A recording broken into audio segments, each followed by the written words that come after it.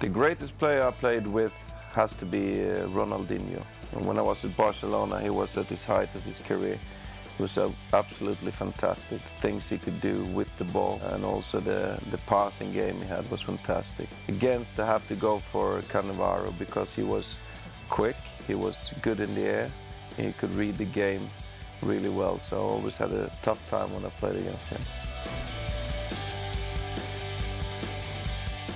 I'm very proud of that. When I was at Barcelona, he used to joke a little bit that he watched me in the World Cup already in 1994.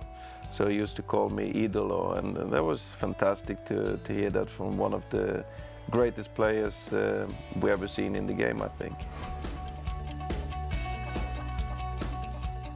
At Celtic Park, it was just fantastic. It was a lot of noise. Everything you did, the crowd was there behind you and cheering you on. And I would say it was the same at Old Trafford. But it's different, the culture between the British and the Spanish. I mean, in Spain, you go to the game, you're expected to get entertained. And when you get entertained, you applaud. I think it's easier to get excited as a player when you're playing in Britain. As a player, you got responsibility to try to entertain in the way you play football. And I was a striker, so that was a question of scoring goals, really. And when you score goals, everybody's happy.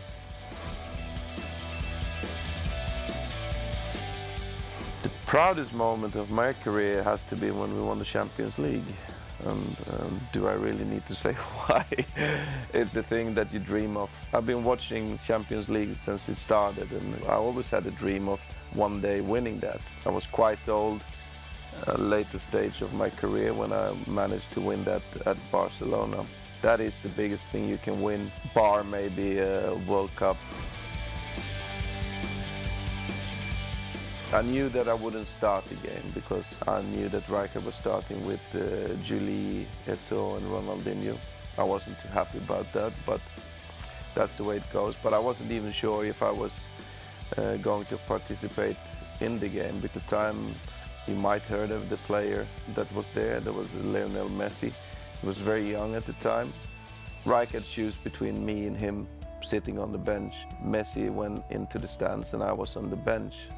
And I remember the day before when we trained, I had a really good training session. I really enjoyed the moment because I knew that this would be the last time for me in a big final. I've been in a big final before with Celtic in 2003. Unfortunately, we were lost against Porto. So I knew this is a one-off moment. I wouldn't get a chance to do it again. So I was very excited because I didn't want to lose another big final. I never experienced a team with that much belief, to be honest with you, because me being a Swede, being a little bit more careful, the other players were talking about, no, we're going to win this. That's how I bought into it. Said, yeah, no, well, if they're telling me we're going to win it, we're going to win it.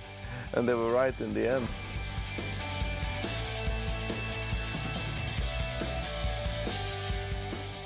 I remember saying to myself, stay focused in the game, because if you're going to get on the pitch, you want to do everything you can do in order to make sure that we get the win. I wanted to have an impact in the game.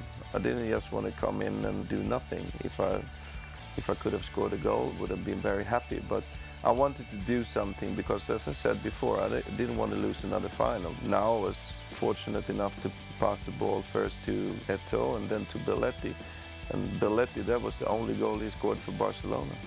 And that was perfect timing, that, to be honest. Now today I can watch back, and every time I hear the song of the Champions League, I can have a big smile on my face.